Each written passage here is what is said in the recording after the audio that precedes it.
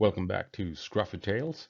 If you hear something in the background, that might be my kids playing Fortnite. Just to let you know. Let's get on with it. And today we're going to take a look at Bakhmut and what's going on around that city, since we're getting reports of a lot of interesting Ukrainian successes in and around the city itself. So let's take a look at it. Right, so I've maintained throughout my videos that Bakhmut is a diversion for Ukraine, or not a diversion for Ukraine, but Ukraine is using it as a diversion to force Russia to allocate troops to the area, because it is such an important location for propaganda purposes. And Russia spent months and countless thousands of lives taking the city, that they will not allow it to fall in a week or in a month. They will do everything they can to hold on to it, because losing Bakhmut would be catastrophic propaganda-wise for Russia. So from Ukraine's perspective, they're just applying pressure primarily to force Russia to send in troops to Bakhmut so that there are less troops elsewhere along the front line. That said, secondary goal is, in case they actually gain ground and break through, the secondary goal is obviously to, in the long run, liberate Bakhmut. So what appears to be happening is Ukraine is gaining a lot of momentum, a lot of ground in and around Bakhmut, which could mean that Russian lines are slowly collapsing, that Russia is being forced back, Ukraine falls after them, Russia can't set up a new defensive line as you do in a defense at depth. You fall back purposefully to set up new positions of ambush. But if you're quick enough, they can't set up, then they have to fall back, and all of a sudden the entire line collapses. It's a cascade effect, and I'm not sure if that's what we're seeing. Maybe that's what's happening, so we'll take a look. First, we'll take a look at gains and losses for both Russia and Ukraine in and around Bakhmut. Right, so here we have a left map is 1st of January 2023, and I have highlighted the Russian front line at the time. You can see Berestove, Solidar, Opytne, and Kurdamivka, right? Fast forward 4 months to the extent of Russia's push into Ukrainian territory in and around Bakhmut. So you can see Solidar, Opytne, and Kurdamivka, right? And how far, this is how far Russia went in 4 months' time.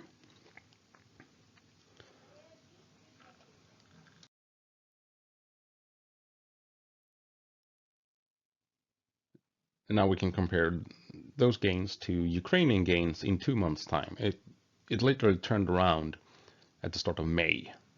Russia reached the peak of the advance, and then it started to turn around into Ukrainian favor from May to July. And as you can see, Ukraine has reclaimed quite a lot. They've taken quite a lot, but it's not any monumental gains. It's 2 months, or well, I guess you could say that the proper counteroffensive started a month ago. So in a month, well, 1 or 2 months, this is what they've managed to secure. And I don't know, it's slow moving front. It was slow moving for Russia. It is slow moving for Ukraine. And let's take a closer look at the Russian defense system, what Ukraine is going up against here.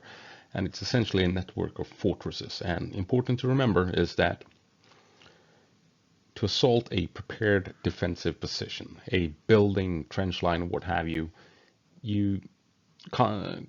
conventional wisdom says that you need a 10-to-1 advantage. For every soldier the enemy has, you need 10 in order to successfully assault a prepared defensive position, like a building, like a town, like proper trench works, and so on.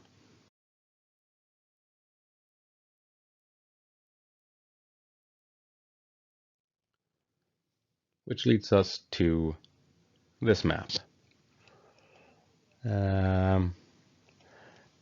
I again highlighted Brestove, Soledar, Zaitsev, Kurdamivka to give us a frame of reference. And I've also pointed out towns and villages on the fortification map here. So as you can see, Russia's main line of defense is located quite a ways from Bakhmut, far behind the front line. And there's a reason for that. If you take a look in the middle here, there are not that many towns, right? So what they've done is fortified this space where there aren't that many natural obstacles that Russia can use to prevent a Ukrainian assault. Between the main line of defense and Bakhmut, you have towns, several villages, and each one of those is a fortress, easily defendable, easily built up to be defendable. I mean, you don't need a trench line if you got a big ass building, right? And if you add trenches to that, if you add sandbags, if you add barbed wire to these buildings surrounding them, it's easy to see why even a small... Sorry for that, headset shut down. So it's easy to see why even a small town, small village becomes an obstacle that you as an attacker really have to think hard about how you overcome it. And if we take a look at the defenses surrounding Bakhmut, or should I say behind Bakhmut, they are extensive. Russia doesn't have to build big defensive lines in and around Bakhmut because they have all these towns, all these villages. And they held on to these long before the push towards Bakhmut began, long before Russia began their own offensive. So Bakhmut is basically the tip of the spear of a massive fortified region. So what Ukraine needs to do, well, they need to take Bakhmut, a large city, then they need to take the town surrounding that city, then they need to push on across open fields and start taking towns and villages in that halfway to the main defensive line, and they're going to lose tanks, they're going to lose soldiers, they're going to be wasting artillery rounds and everything taking these urban settings. And only when they've done that can they begin to plan the assault on the main Russian defensive line. So you begin to see how Russia has planned this, right? They've not left Bakhmut undefended. Bakhmut is part of the defense of this region. And like I said before, Russia is piling in troops. I saw one report claiming that there's 50,000 troops in and around Bakhmut. And yeah, with all these towns, cities, these ruins, trenches and what have you. There's a reason why Ukraine hasn't made a lot of gains this past month or past 2 months.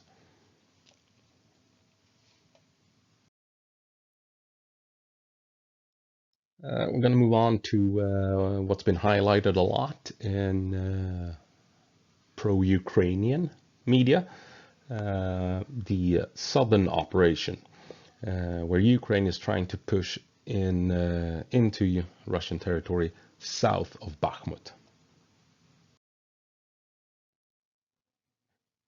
And this is centered around Klishivka, south of Bakhmut, a small town. And well, as you can see, if this is not insignificant. Being able to launch an assault on a town and take it is important for Ukraine. Don't get me wrong; it's the first step in liberating the area, taking one town out of all of these. How many are there? 12? I don't know. The problem is, then what? Are you gonna move in behind Bakhmut? Well, then you're moving into a hornet's nest, right? Because you have all these other towns you need to secure. If you try to move up in between the towns, you're out in open fields where it's easy to be targeted by artillery, and you're moving in, setting yourself up to be attacked on every flank from Russia.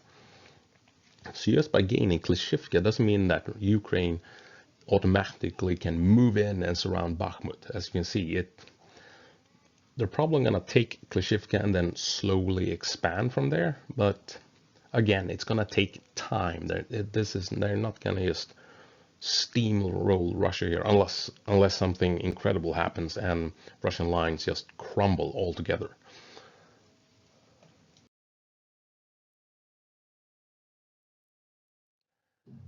But let's take a even closer look at Klishivka and take a tactical look at the surrounding area and the town itself. Right, so in the top we have the southern end of Bakhmut, the suburbs of Bakhmut. You have Opitina and Kurdimivka, these that used to be part of the front line before Russia pushed into Ukrainian territory. And we've highlighted the area of interest here where Ukraine has made pushes into occupied territory towards Klishivka. And as you can see, there's a small piece here following a tree line. Here Ukraine has pushed across the canal that I've highlighted with the light blue and gain ground on the eastern side of the canal, and they are now pushing in along a tree line straight towards Klishivka. But we're going to start off with the north of Klishivka here, where Ukraine is in control of the fields, and they have two obvious approaches towards the town. It's north through the woods, and then in the middle here, also through a larger forest, which is the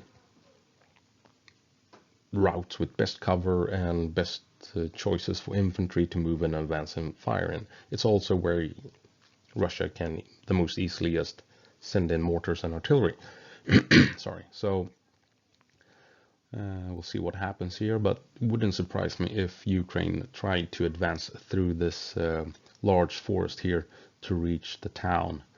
It seems like the most probable option that Ukraine has at the moment if they're going to attack from the north. And then we have the push where they crossed the canal, the river. They even got tanks to the east side of the canal. And here we have the tree line that they had that they've advanced along. And as you can see, if they push up to the road, there's more tree lines that they can use for cover. Then there's a large forest on the far end of the field where Russia most likely have set up defenses, and they're gonna just fire across the field, send in mortars, cannons, what have you, and suppress the Ukrainians trying to move along the road and the tree line here. What Ukraine can do down here is their only choice is basically move up north and follow the tree line to reach the forest. And this tree line up here is obviously occupied by Russians.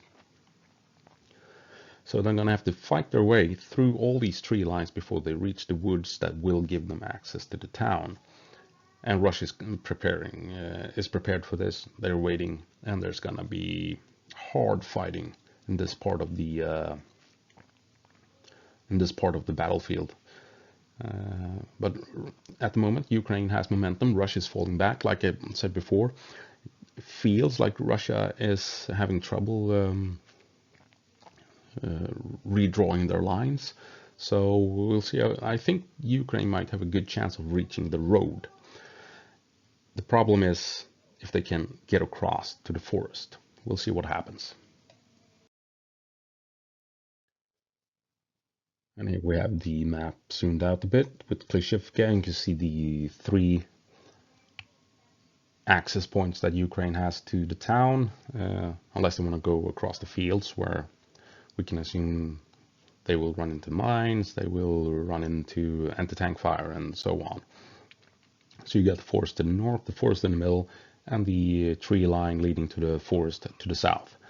So I'm guessing that, well, as you can see, the Ukrainian push in the north, the blue line, the blue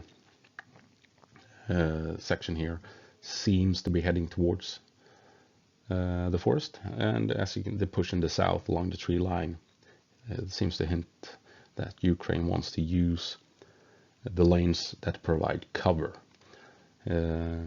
So yeah, these are the 3 approaches they have, I think, to Klishivka, where we will see reports in the coming days or coming weeks rather, of hard fighting as Ukraine tries to push in towards the town. And just interestingly, we can see that Ukraine is currently holding the high ground. Red is high ground, yellow is somewhere in the middle, and blue is valley. Blue and green is valley, more or less. So the town is down in a valley, and the forests are located on the edge of the hill. And if Ukraine gains access to these forested areas, they're going to have high ground on the town and be able to fire in from above on the buildings that they need to hit where Russia is hiding. So yeah, these forests are important. So Russia just they won't surrender them anytime soon. There's going to be hard fighting here, I think.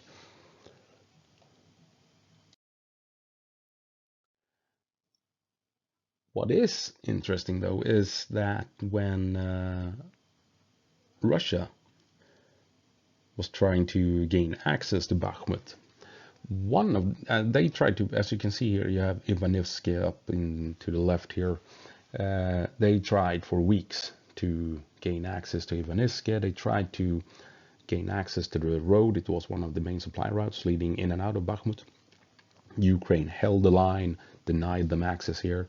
So what Russia did instead was, as you can see on the red line, they moved in through this via this large forest and fought their way through it until they reached the outskirts of Bakhmut. This was one of their access points into the city that allowed them to slowly gain a foothold. And as you can see, Ukraine is not far off from that very forest. So it could mean that Ukraine isn't necessarily interested in Klishivka. They obviously are.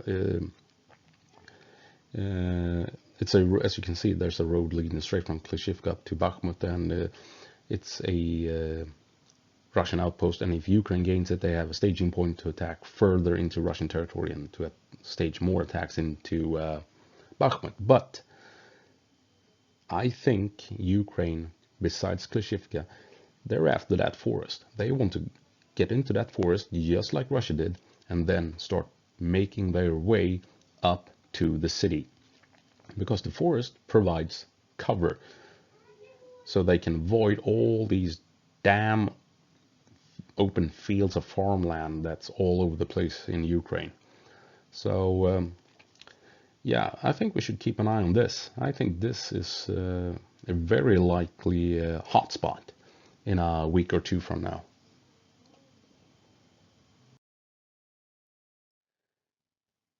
Uh, with all this talk of Ukraine gaining ground and pushing across rivers and canals and almost taking a town and what have you, I think it's important to remember that the gains they've gained in and around Bakhmut so far has been farmlands. They've taken fields of open fields so far.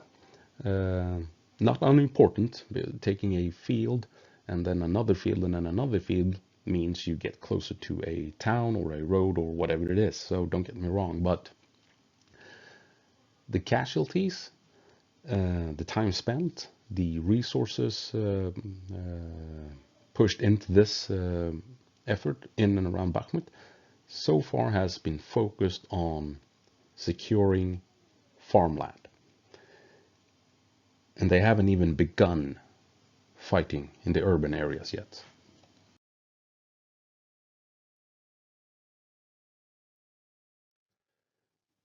So if we take a look here, we have the extent of Russia's push into Ukrainian territory and where Ukraine has had successes in reclaiming territory and what have you. And as you can see, they've taken ground that is farmland. They've retaken farmland. We're getting reports now that Ukraine is having successes in the north of Bakhmut. Russia is falling back and Ukraine is moving in. We'll see if that's true or not, but that's what we're hearing. Again, farmland. Russia is falling back, surrendering farmland. Not unimportant, but just, you know, let's keep it real here. This is what Ukraine has gained control over. A couple of hundred meters, maybe up to a kilometer or two of farmland. So yeah, they haven't really entered into the proper Russian defenses yet.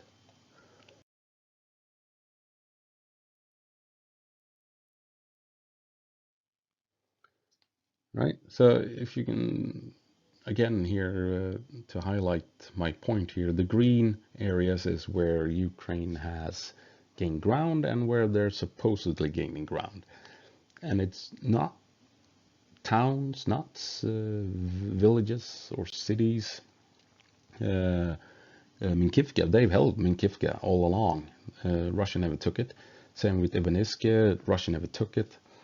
The area outside of Bakhmut and Ivaniske that they've taken is farmland, open fields. The same goes with the territory to the north here, where we assume that between Minkivka and Krasnohora, farmland. Russia is falling back, surrendering farmland. Which, again, it's not unimportant. It means Ukraine is moving closer to the cities, to the towns, to the vital location that needs to be secured to allow Ukraine to gain a proper foothold in occupied territory.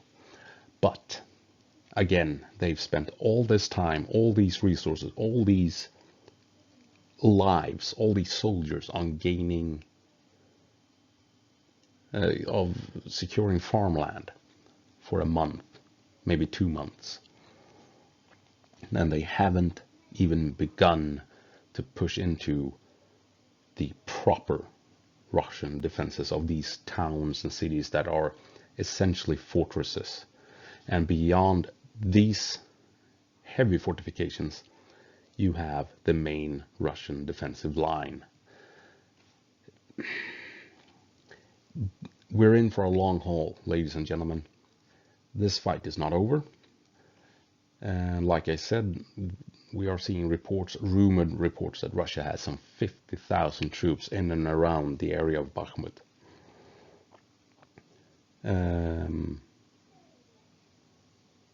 So, you know, yes, Ukraine is gaining ground. They're making pushes, but I think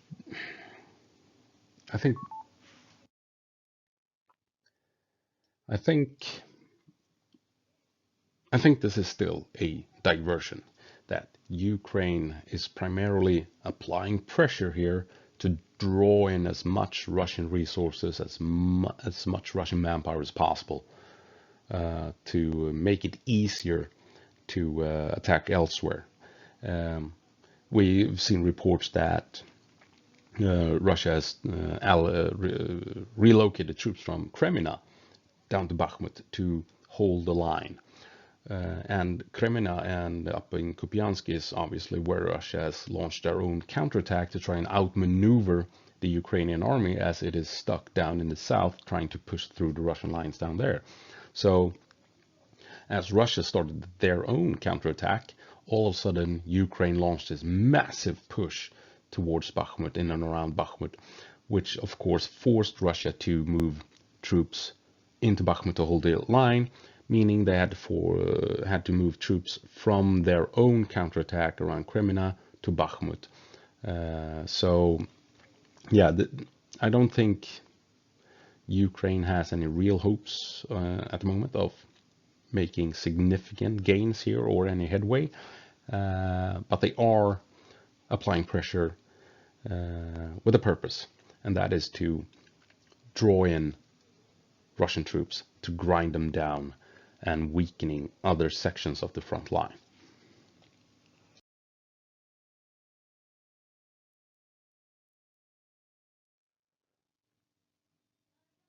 And that's it. That's my take on the situation in and around Bakhmut. I think it's going well for Ukraine. They've gained ground.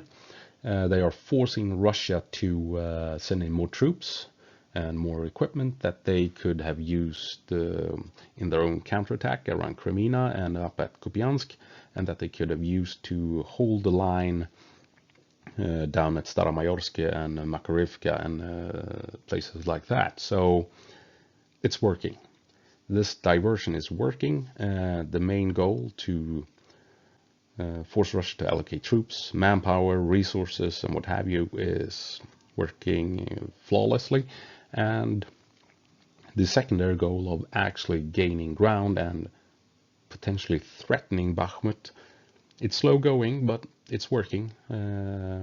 But that's not the main purpose of the fighting over here, I think. I could be horribly wrong, obviously, but I think it seems to make sense, since I don't think Russia wants Bakhmut to fall. They need Bakhmut for propaganda purposes, and losing Bakhmut would essentially tell all of Russia